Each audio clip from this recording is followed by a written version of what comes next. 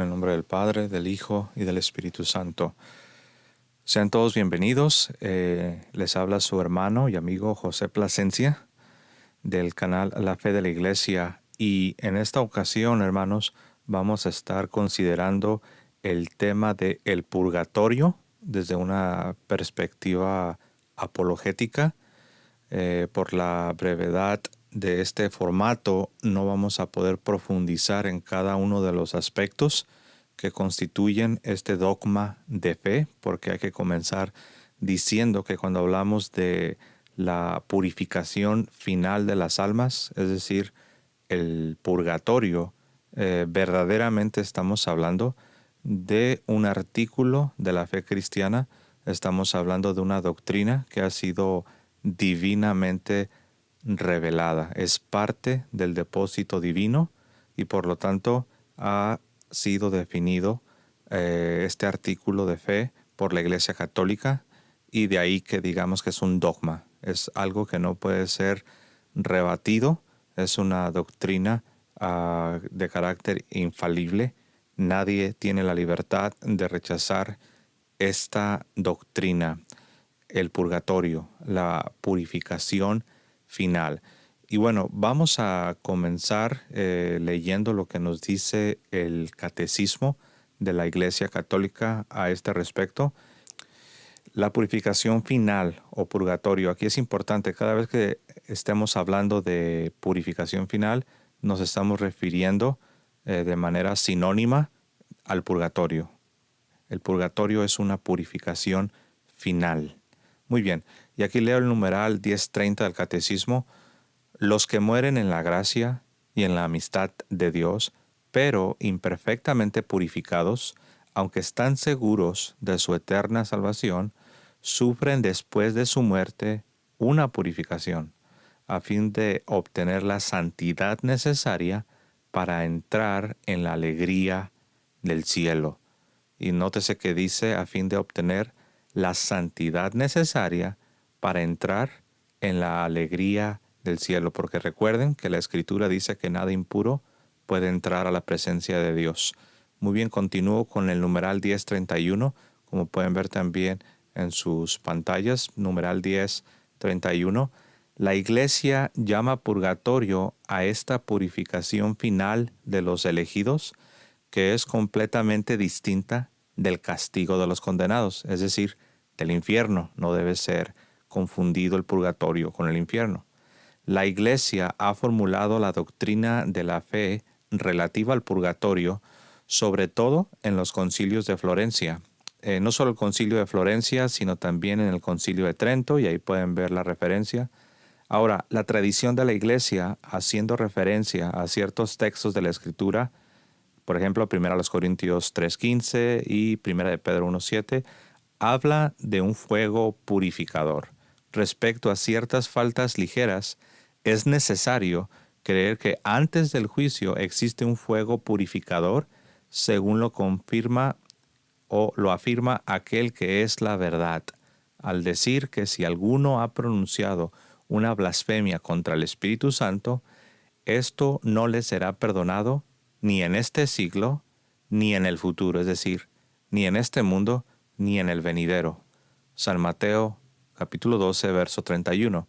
En esta frase podemos entender que algunas faltas pueden ser perdonadas en este siglo, pero otras en el siglo futuro. Esta doctrina es atacada, es rechazada, es puesta en tela de juicio por otras personas que no pertenecen a la Iglesia Católica, incluso algunas tradiciones cristianas no católicas, grupos de lo que conocemos como el protestantismo, ponen en duda, ponen en tela de juicio, y algunos de plano rechazan del todo la posibilidad de una purificación final después de la muerte, pero antes de entrar a la presencia de Dios.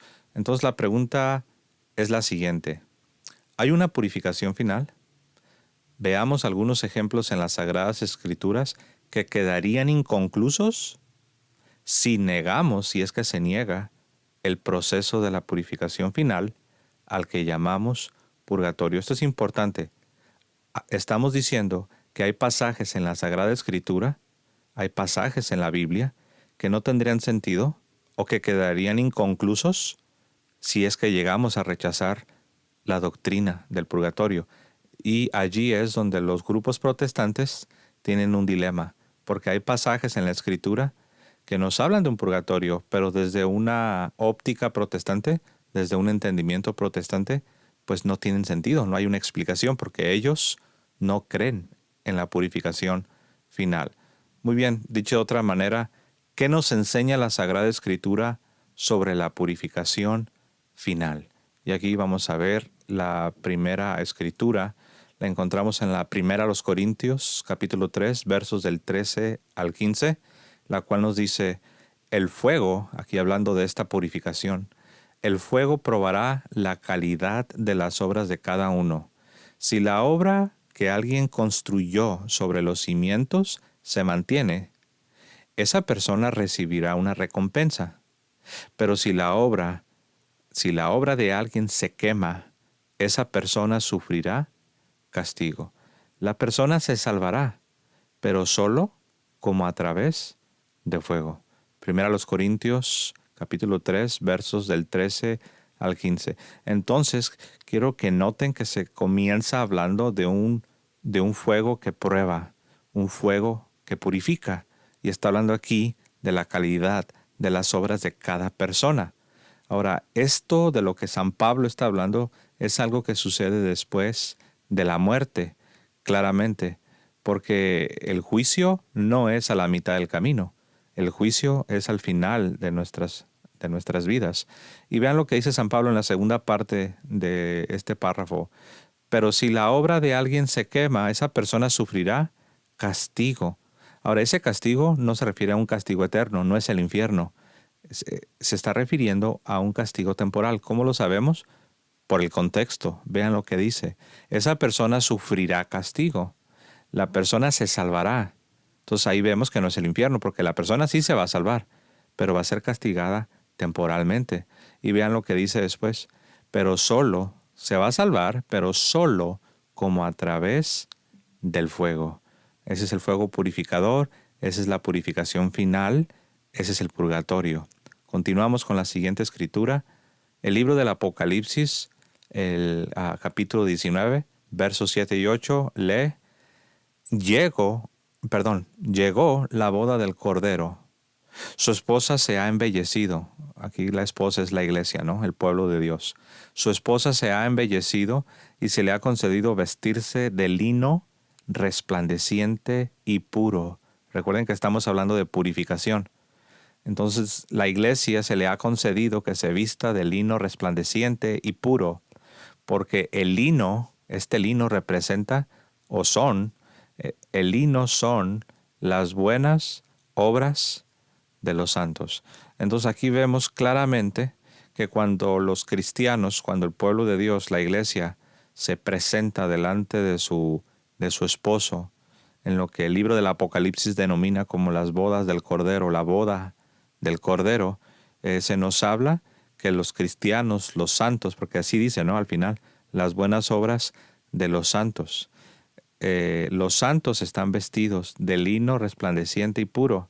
Y se nos dice cuál es el simbolismo de ese lino, qué significa este lino resplandeciente y puro. Y claramente se dice, vean la última línea, claramente se dice que son las buenas obras de los santos.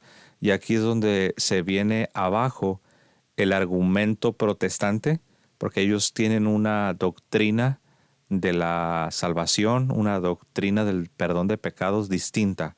Ellos dicen que cuando uno se convierte en cristiano, en ese momento ya el individuo es completamente cubierto con la justicia perfecta de Dios y ya no hay un proceso de justificación, no hay un proceso de salvación, no hay un proceso de purificación. Ellos niegan que la salvación sea un proceso.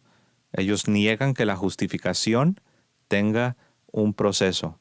Ellos dicen que es algo instantáneo, que sucede una sola vez y para siempre en el tiempo pasado, y rechazan toda noción, toda idea de proceso, no lo aceptan. Pero vemos que eso es problemático porque estamos viendo claramente en la Escritura que las buenas obras, y esas buenas obras obviamente son las buenas obras que vienen por la gracia de Dios, por el poder del Espíritu Santo, son las obras cristianas, son las buenas obras para las cuales los cristianos han sido creados en Cristo Jesús. Entonces las buenas obras vemos que están íntimamente ligadas a ese lino resplandeciente y puro con el cual la iglesia será presentada en aquel día delante de su Señor. Entonces vemos que el punto de vista protestante es problemático porque no reconoce un proceso de purificación que está relacionado con las obras. Muy bien, continuamos. Una escritura más, nosotros vemos en San Mateo cómo Jesús enseña lo siguiente. Dice el Señor, arréglate con tu oponente rápidamente mientras vas de camino a la corte. Ahí la corte es el juicio, representa el juicio divino, y el camino pues es tu vida. Es esta vida por la que estamos transitando. Dice, arréglate con tu oponente rápidamente mientras vas de camino a la corte con él. De lo contrario, tu adversario te entregará al juez y el juez te entregará a la guardia y serás arrojado a la cárcel. Os aseguro que no seréis liberados hasta que hayáis pagado el último céntimo.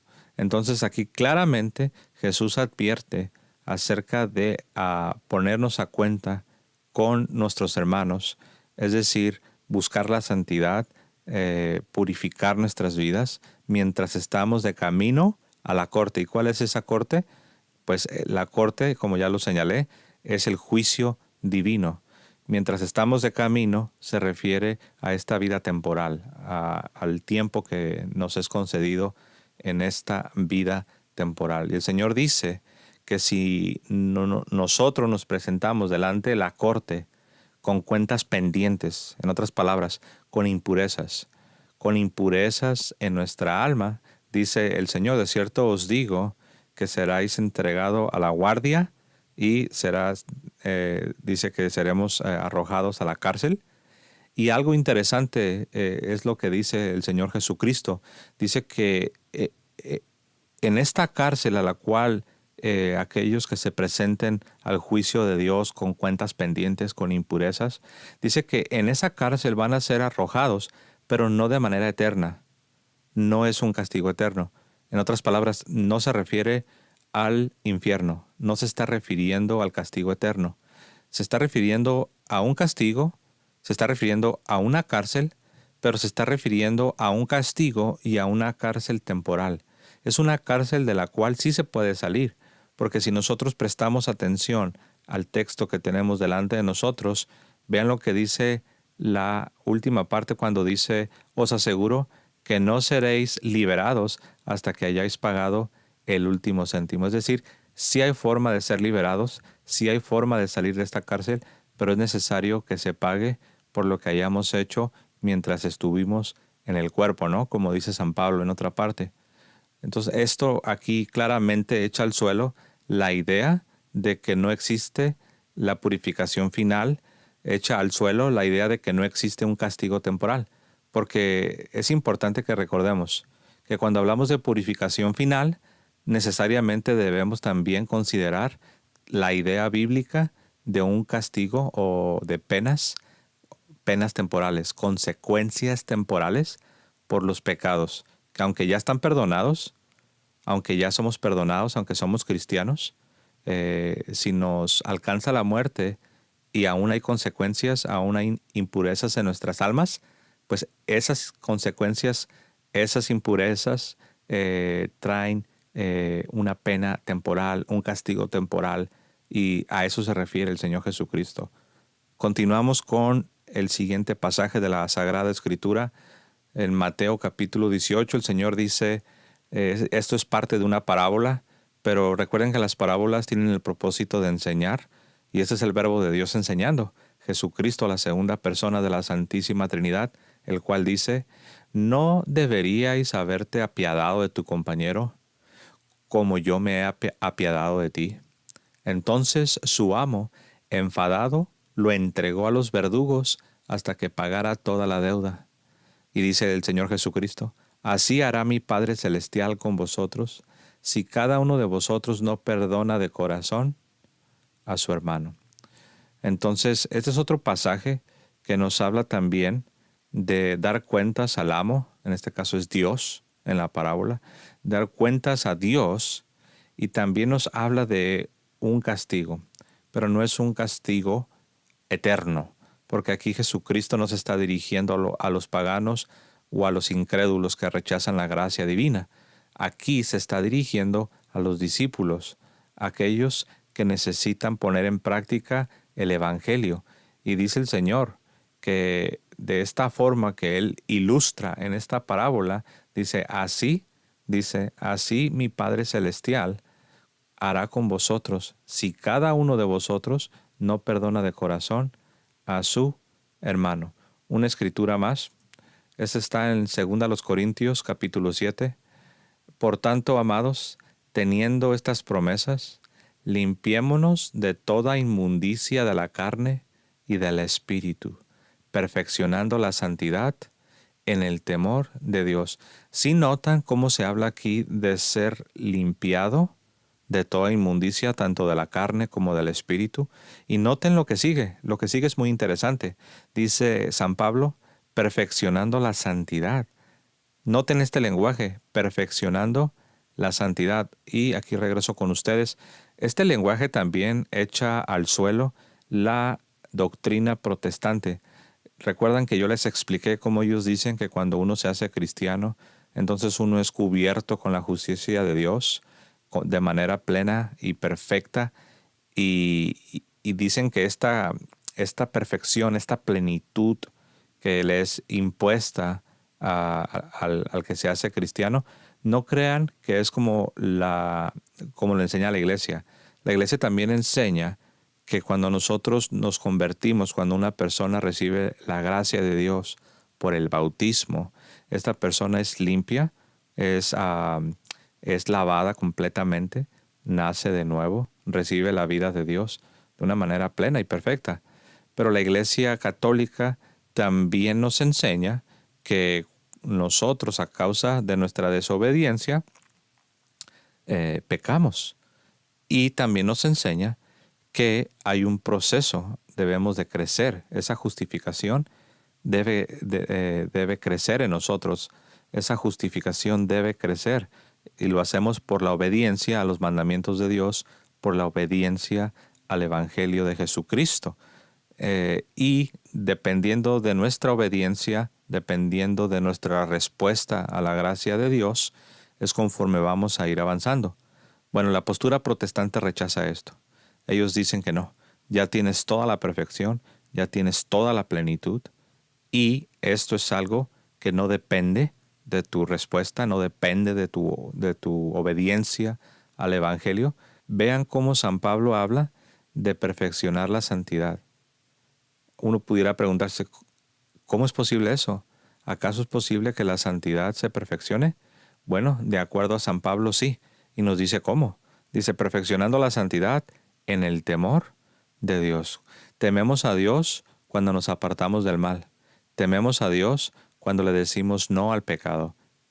Tenemos temor de Dios cuando obedecemos sus mandamientos.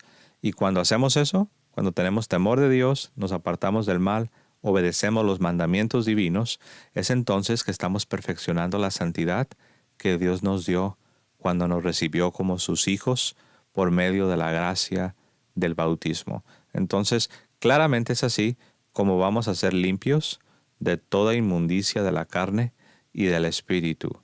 Y estas palabras de San Pablo se las está dirigiendo a los cristianos en Corinto. Esto no se lo está dirigiendo a gente inconversa. Pues vean lo que dice la primera porción de este pasaje. Por tanto, amados, teniendo estas promesas, sabemos que los que tienen las promesas son los cristianos. Entonces los cristianos necesitan limpiarse de toda inmundicia de la carne y del espíritu para así perfeccionar la santidad en el temor de Dios. Muy bien, ahora uno pudiera preguntarse, Bueno, ok, estamos viendo estos pasajes de la Sagrada Escritura que definitivamente pues, nos hablan de un castigo temporal, nos hablan de una purificación final después de la muerte, pero antes de entrar al cielo, porque nada impuro, nada inmundo puede entrar a la presencia de Dios. Ya sabemos que cuando hablamos de purgatorio, estamos hablando de la parte final de la purificación. Toda la vida cristiana es purgatorio, en cierto sentido. Toda la vida cristiana es purgatorio, porque toda la vida cristiana es un proceso de purificación. Entonces, en cierto sentido, podemos decir que desde que nos convertimos, desde que recibimos la gracia de Dios en adelante, estamos en un proceso de purificación, estamos en purgatorio. Por eso, si notan, cuando al principio yo les señalaba que purificación final es sinónimo de purgatorio, noten la frase purificación final, dando a entender de que es todo un proceso. Si hay una parte final es porque hay una parte inicial. Cuando tú niegas que es un proceso, entonces vas a terminar negando el purgatorio, vas a terminar negando que las buenas obras cristianas sean una parte necesaria para la salvación final en el día del juicio, y vas a decir que las buenas obras no tienen nada que ver con la salvación, vas a dudar del purgatorio y entre otros muchos errores, ¿no? Entonces, ya estamos viendo que todo esto va de la mano, el purgatorio va de la mano con un entendimiento correcto sobre la justificación. ¿Qué es la justificación? Es la manera en que Dios nos salva. Es el proceso de salvación. Es como lo dice la palabra, ¿no? Justificación. Es cómo nos hacemos justos. No solo al principio de la vida cristiana, porque esa respuesta hasta un niño la puede responder. Si a un niño cristiano le preguntas, ¿cómo te haces justo? El niño va a decir, por el bautismo. Nos hacemos hijos de Dios. Recibimos el perdón y somos justos. Pero esa no es la pregunta. La pregunta no es únicamente cómo comienza la vida cristiana. La pregunta es cómo nos hacemos justos en su plenitud, en su totalidad, en todo lo que enseña Jesucristo, en todo lo que enseña la Iglesia. ¿Cómo se debe entender y comprender este proceso? ¿Cómo nos hacemos justos? ¿Cómo somos justificados? Y entonces es así como podemos entender que si nos alcanza la muerte sin haber terminado este proceso, de ahí, de ahí que tengamos esta gracia de Dios, esta misericordia de Dios, de una purificación final, después de la muerte, pero antes de entrar al cielo. ¿Existen antecedentes en el judaísmo sobre la creencia en una purificación final? Es decir, sobre la creencia en el purgatorio. ¿Existen antecedentes en el judaísmo sobre esta creencia de una purificación final, de un purgatorio? Bueno, la respuesta es sí. Luego recogió 2000 dracmas de plata entre sus hombres y las envió a Jerusalén para que ofreciesen un sacrificio de expiación. Obró con gran rectitud y nobleza pensando en la resurrección. Si no hubiera esperado la resurrección de los caídos, habría sido inútil y ridículo rezar por los muertos, pero considerando que a los que habían muerto piadosamente les estaba reservado un magnífico premio, la idea era piadosa y santa, por eso encargó un sacrificio de expiación por los muertos para que fueran liberados del pecado. Segundo libro de Macabeos, el capítulo 12, versos del 39 al 46. Y la pregunta que estamos haciéndonos es si hay um, antecedentes en el judaísmo sobre la creencia en una purificación final. Bueno, ya vemos que en el libro de los Macabeos también está presente una purificación final para los difuntos del pueblo de Dios. Pero hay una más.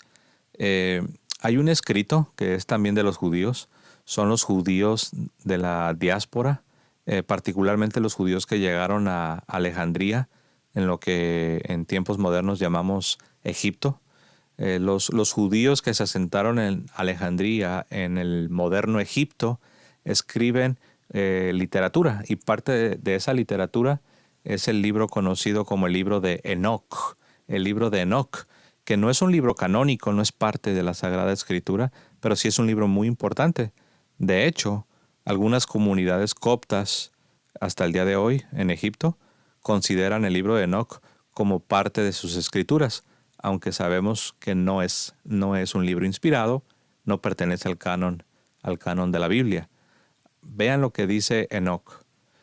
Entonces pregunté, ¿por qué pecado? Hablando de almas, ¿no? Es una visión y aquí se están contemplando almas. Y una vez que se están contemplando estas almas, se hace esta pregunta. ¿Por qué pecado están encadenadas? ¿Y por qué motivo han sido arrojadas acá? Uriel, el vigilante y el santo que estaba conmigo y me guiaba, me dijo, Enoc, ¿por qué preguntas y te inquietas por la verdad? Esta cantidad de estrellas de los cielos son las que han transgredido el mandamiento del Señor y han sido encadenadas aquí hasta que pasen 10,000 años, el tiempo impuesto según sus pecados. Muy bien, entonces aquí tenemos que Enoc pregunta, ¿no? Hace esta pregunta. Y la pregunta es, por qué pecados están encadenadas estas almas?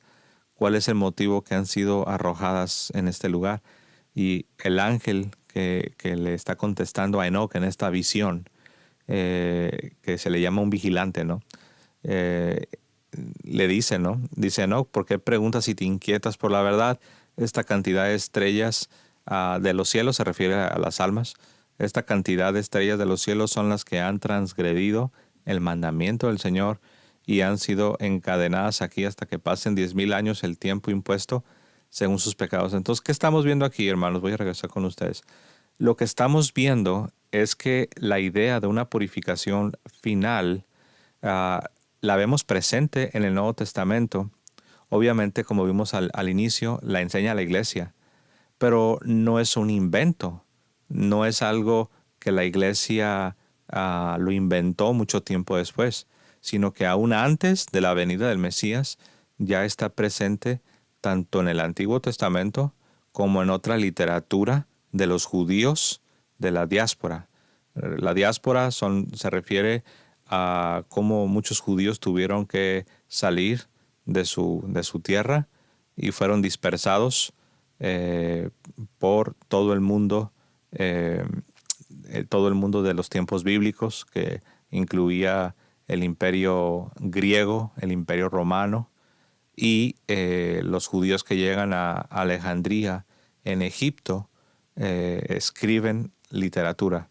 Y parte de esa literatura es este libro de Enoc, donde también se encuentra evidencia de la creencia en una purificación final después de la muerte, pero antes de entrar al cielo.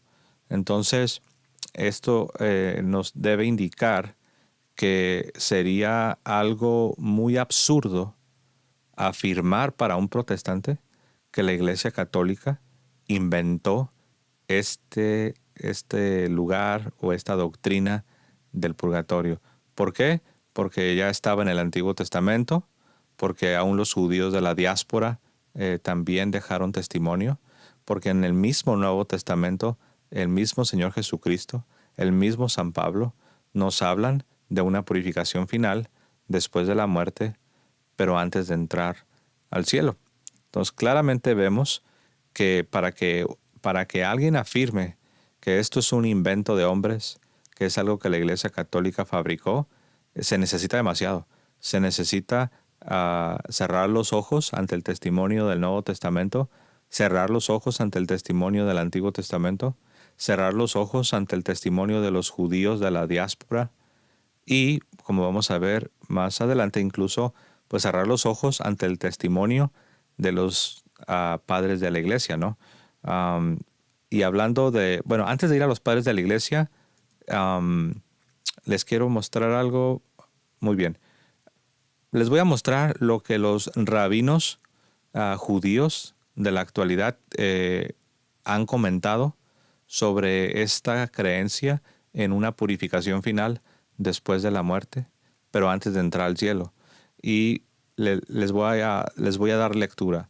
Los Shamaitas, según Rosh Hashanah, admiten una cosa que también admite el dogma de los católicos. Recuerden, el que está escribiendo, el que está hablando aquí, es un rabino, es un exegeta, es un biblista judío. Por eso se expresa así.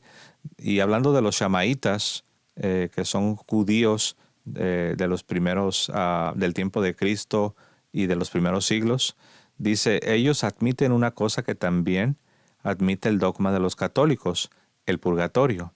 Y aquí nos dice este rabino judío, dice, dogma difícil de probar. Noten que no dice imposible o no dice que no haya nada en las escrituras.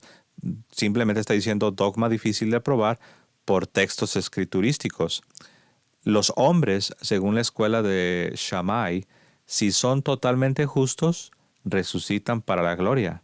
Los que son completamente perversos resucitan, según Daniel 12:2, resucitan para infamia eterna, o sea, para castigo eterno.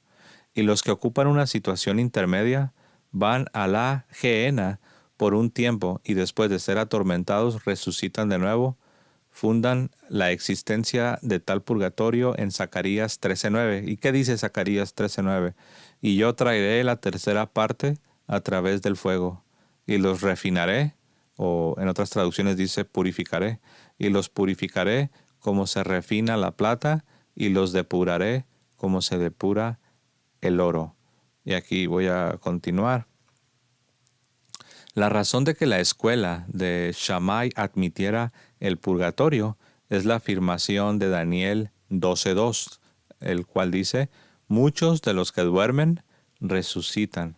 En consecuencia, argumentaban que una parte no va al cielo, ni a la gehenna, ni al infierno, sino al purgatorio.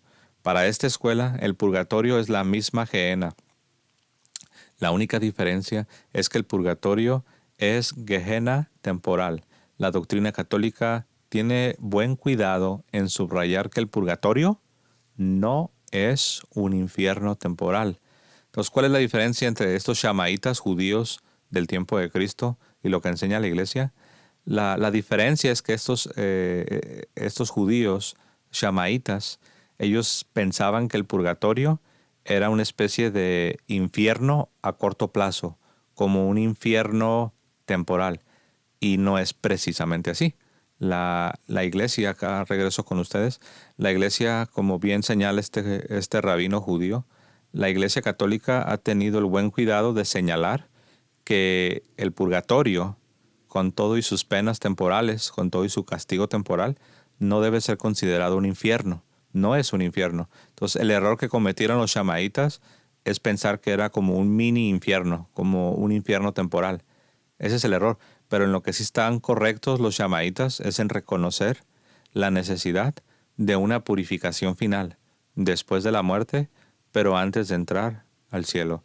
Entonces, hasta ahora hemos visto que Jesús y San Pablo claramente nos hablan de un lugar de purificación, nos hablan de una purificación final después de la muerte, pero antes de entrar al cielo. Ya vimos también que hay precedentes en el Antiguo Testamento, en el libro de los Macabeos, y también, como hemos visto ya de paso en la anterior lámina, en el libro del profeta Daniel, capítulo 12, el verso 2, y también, como lo hemos visto, en el libro del profeta Zacarías, también se nos habla de una purificación que Dios va a traer. Dice que está en Zacarías capítulo 13, el verso 9, hablando de la tercera parte del pueblo. Dice que los meterá en fuego, dice que los va a purificar como se purifica la plata y los va a probar como se prueba el oro. Entonces, ese proceso ya de purificación ya lo vemos presente en el Antiguo Testamento, lo vemos presente obviamente en el Nuevo Testamento, lo vemos presente en la literatura de los judíos de la diáspora. También vemos que algunos rabinos biblistas del tiempo moderno haciendo comentarios sobre lo que creían judíos del tiempo de Cristo, han señalado cómo también había judíos que ya reconocían una purificación final después de la muerte, pero antes de entrar al cielo. Entonces, como estamos viendo, nada puede estar más lejos de la verdad cuando se afirma, cuando un protestante, cuando nuestros hermanos separados afirman que el purgatorio es un invento de hombres y que la Iglesia Católica fabricó esta doctrina, vemos que no hay sustento. Decir eso es lo que se conoce como una afirmación gratuita. O sea, no tiene fundamento, no tiene bases, es simplemente como decimos, ¿no? Es hablar por hablar, es afirmar sin sustentar, afirmar sin sustentar. Y no solo en teología, en cualquier campo es incorrecto hacer afirmaciones sin estarlas sustentando debidamente, ¿no? Muy bien. ¿Hay evidencias en la patrística sobre la creencia en una purificación final? Es decir, sobre la creencia en el purgatorio. Y la respuesta es sí. Sí hay evidencias en los padres de la iglesia, en la patrística, sobre la creencia en una purificación final. Vemos nosotros en esos escritos del segundo siglo, hay un escrito de aproximadamente el año 160, que se le conoce como los Hechos de Pablo y Tecla, y vean lo que dice. Perdón. Después de la exposición, Trifena volvió a recibirla a Tecla porque su hija Falconilla había muerto y le dijo en sueños: Madre, tendrás esta forastera Tecla en mi lugar para que ore por mí y para que yo sea trasladada al lugar de los justos. Y como ya lo señalé, es un escrito del segundo siglo, de alrededor del año 160. También uno más dice: Yo, Aversio, mandé que se escribieran en mi presencia estas cosas a la edad de 72 años. El que comprende y piensa lo mismo que yo, um, ore por Aversio. Eso es del año 190. Entonces aquí vemos en esos escritos cristianos del segundo siglo cómo ya se está hablando aquí de un lugar al que van las almas de los que son creyentes, pero aún tienen necesidad de ser purificados, y se pide incluso que se haga oración por sus almas, ¿no? Ya en el siglo tercero, en los 200, cuando hablamos del siglo tercero, estamos hablando desde el 200 hasta el 299, ¿no? Y aquí en el martirio de felicidad y perpetua encontramos lo siguiente: aquella misma noche se me mostró esto en una visión. Yo, Perpetua, vi a Dinócrates saliendo de un lugar sombrío y con la herida en la cara que tenía cuando murió. Este Dinócrates había sido mi hermano según la carne. Yo sabía que mi hermano estaba sufriendo, pero confié en que mi oración le ayudaría en su sufrimiento y recé por él todos los días. Entonces, el día en que permanecimos encadenados, se me mostró esto. Vi que el lugar que antes había observado en la penumbra era ahora luminoso. Entonces comprendí que había sido trasladado del lugar de castigo.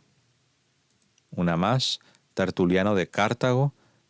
Este escritor nos dice lo siguiente: ofrecemos sacrificios por los muertos en sus aniversarios. Nótese que ahí la palabra sacrificio se refiere al sacrificio de la Santa Misa. Entonces dice sacrificios en plural, no porque sean muchos sacrificios, porque sabemos que el sacrificio de Cristo es uno solo, pero se usa sacrificios en plural refiriéndose a las misas, ¿no? Muy bien, ofrecemos sacrificios por los muertos en sus aniversarios, la fecha de la muerte o su nacimiento a la vida eterna. Y ese es un escrito del año 211 titulado La Corona, de Tertuliano de Cartago. Una mujer, después de la muerte de su marido, reza por su alma y pide que mientras espera encuentre descanso y que pueda participar en la primera resurrección. Y cada año en el aniversario de su muerte, ella ofrece el sacrificio. Aquí se está refiriendo pues a la Santa Misa, ¿no? Una cosa es, aquí nos dice San Cipriano en el siglo III, una cosa es, torturado por el largo sufrimiento de los pecados, ser limpiado y largamente purificado por el fuego. Otra es haber purgado todos los pecados por el sufrimiento. Una cosa es, en fin, estar suspenso hasta la sentencia de Dios en el día del juicio, y otra ser coronado de inmediato por el Señor. Entonces aquí vemos que también San Cipriano de Cartago también nos habla de una larga purificación. Está diciendo, hay dos maneras de alcanzar la gloria. Una es después de la muerte pasar por un largo proceso de purificación, o sea, el purgatorio, y la otra es ser coronado inmediatamente, ¿no? Si es que uno muere sin impurezas y uno muere pues habiendo alcanzado la santidad, ¿no? Que es necesaria para entrar a la presencia de Dios. Muy bien, voy a continuar con una más. Este es San Agustín de Hipona en su sermón 159. A esto se debe el uso eclesiástico conocido por los fieles de mencionar el nombre de los mártires en el altar de Dios y no para orar por ellos. En cambio, se ora por los demás difuntos de quienes se hace mención. Es hacerle una injuria rogar por un mártir a cuyas oraciones debemos encomendarnos nosotros. Bueno, aquí habla de la oración por los difuntos, ¿no? Entonces, si no existiera el purgatorio, pues ¿para qué vamos a orar por ellos, no? Si creyéramos, como creen los protestantes, que solo existe o el infierno o el cielo, pues ¿por qué San Agustín de Hipona? ¿Por qué estaría hablando de orar por los difuntos? No tendría sentido, ¿no? Es obvio que aquí vemos la idea del purgatorio. Una más de San Agustín en sus sermones. Vean lo que dice. No hay duda de que los difuntos son ayudados para que el Señor trate con ellos más misericordiosamente de lo que merecen sus pecados. Toda la Iglesia observa esta práctica que fue transmitida por los padres, que reza por los que han muerto en la comunión del cuerpo y la sangre de Cristo. Noten que dice que reza por los que han muerto en la comunión del cuerpo y la sangre de Cristo. Algunos protestantes dicen que creemos nosotros que aunque hayas vivido en pecado y te hayas muerto en pecado, que el purgatorio es como una segunda oportunidad y que creemos que con el purgatorio pues se puede salvar cualquier persona, y eso no es así. Solo los que murieron en amistad con Dios, los que murieron habiendo estado en la gracia de Dios. Una más de San Agustín en su Tratado de Fe, Esperanza y Amor. Dice San Agustín, que haya algún fuego semejante incluso después de esta vida no es increíble, y se puede indagar y descubrir o dejar oculto si algunos fieles pueden salvarse, unos más lentamente y otros más rápidamente en el mayor y menor grado en que amaron los bienes que perecen, a través de un cierto fuego purgatorio. Entonces aquí vemos que San Agustín, aquí voy a regresar con ustedes. San Agustín es un santo muy interesante porque hay protestantes que reclaman a San Agustín. Dicen que San Agustín era uno de ellos, que San Agustín prácticamente era protestante. Pero ya vemos que nada puede estar más lejos de la verdad, porque aquí el mismo San Agustín nos está hablando de la purificación final, nos está hablando de un purgatorio, cosa que los protestantes todos rechazan. Entonces vemos aquí como los padres de la iglesia claramente nos hablan de un purgatorio, de una purificación final, y también pues va de la mano, ¿no? Nos hablan de orar por los difuntos. Y ¿cómo vamos a orar por los difuntos si se supone que ya están en el cielo? Pues ¿para qué vamos a orar por ellos? No tiene sentido, ¿no? Los que están en el cielo no necesitan que nosotros oremos por ellos, al contrario, son ellos los que ya están en la presencia de Dios y son ellos los que pueden presentar oraciones por los cristianos que aún están batallando aquí abajo, ¿no? En la tierra. Hay una reflexión final que quiero hacer. Tiene que ver con San Pablo. San Pablo en su carta a los Colosenses 1:24 dice lo siguiente: Ahora me alegro de mis sufrimientos por vosotros, porque completo en mi carne lo que falta a los sufrimientos de Cristo en favor de su cuerpo, que es la iglesia.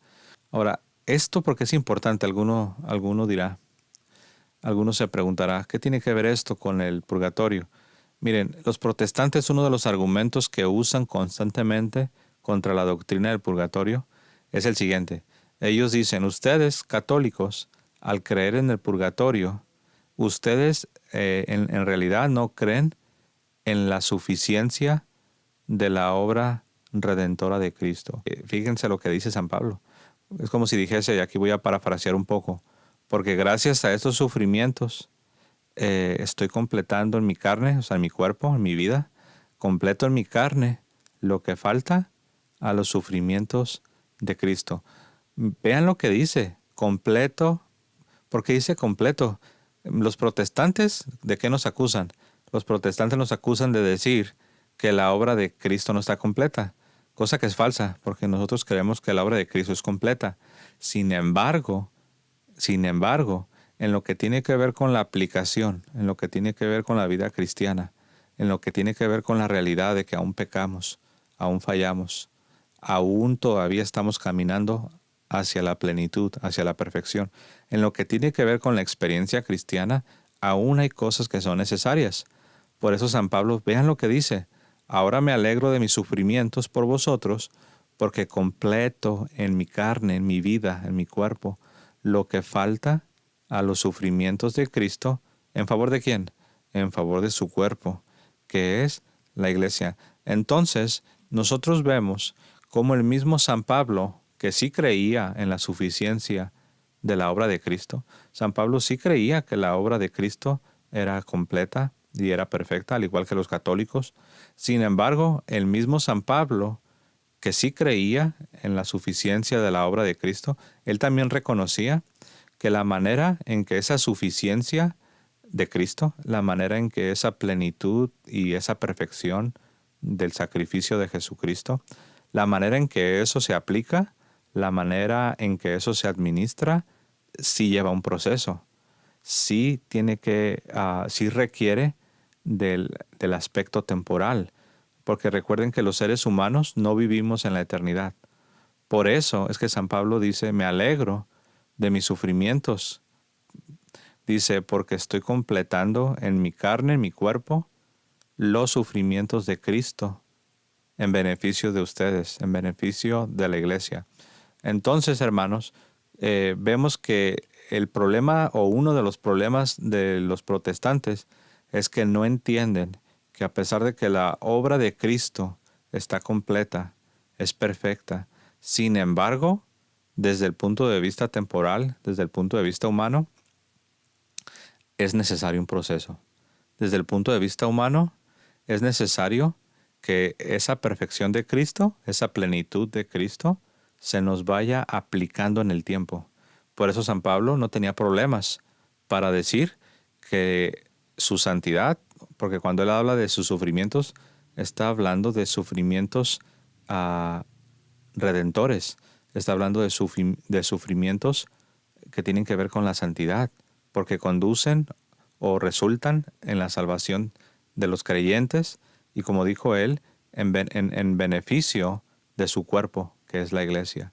Entonces, hermanos, aquí vemos que uno de los problemas del protestantismo, cuando ellos nos escuchan a nosotros hablar de purgatorio, es que no están confundiendo, no distinguen. Hay una frase que dice que el que no distingue se confunde.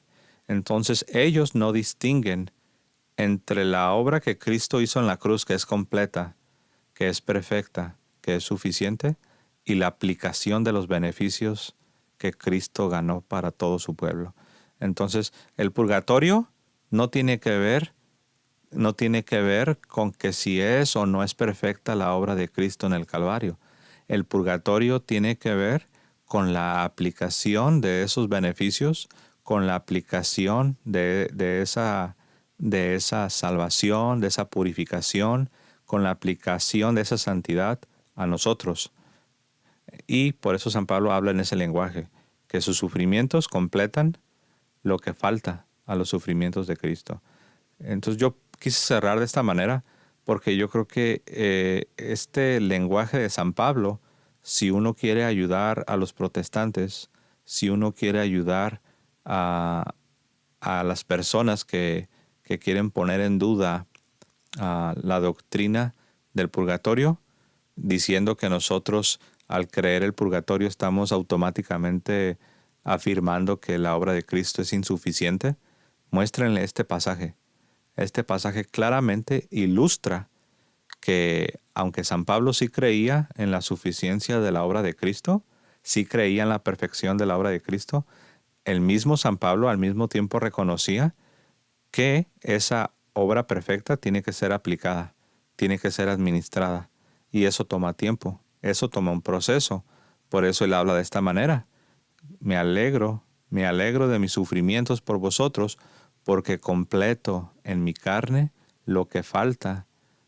Ahora, cuando dice lo que falta, no está diciendo que Cristo hizo el 75% y que San Pablo iba a poner el otro 25%, sino se está refiriendo a lo que falta de la aplicación de esos beneficios en las vidas de los cristianos.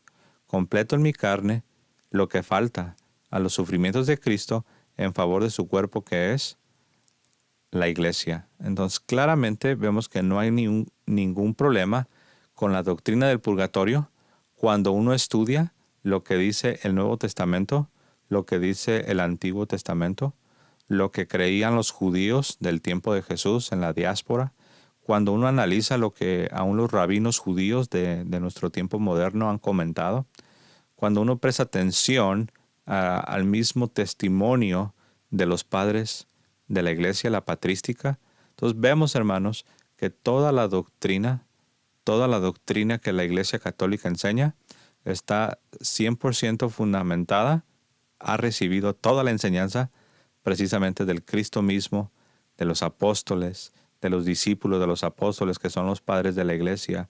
Y si nos vamos antes de la venida de Cristo, pues están los santos del Antiguo Testamento y vemos evidencias en la historia, como vimos un par de documentos que no son canónicos, pero son documentos que reflejan lo que creían los judíos de la diáspora, los judíos que se habían dispersado por todo el mundo bíblico, ¿no? El mundo antiguo. Muy bien, pues vamos a dejarlo aquí. Como les dije, no hemos cubierto todos los aspectos, solo ha sido una presentación de carácter apologético, una presentación y defensa de este dogma de la fe cristiana, este artículo de la fe cristiana. No es opcional porque es parte de la revelación divina y todos los cristianos tenemos la obligación moral de recibir esta enseñanza. Por eso la Iglesia Católica, de manera firme y constante, ha enseñado esta doctrina del purgatorio porque tiene su origen en Dios mismo. Gracias a todos por su atención. Les mando un fuerte abrazo y me voy a despedir como siempre lo hago, diciendo que viva Cristo Rey y que viva Santa María siempre Virgen. Hasta luego, hermanos.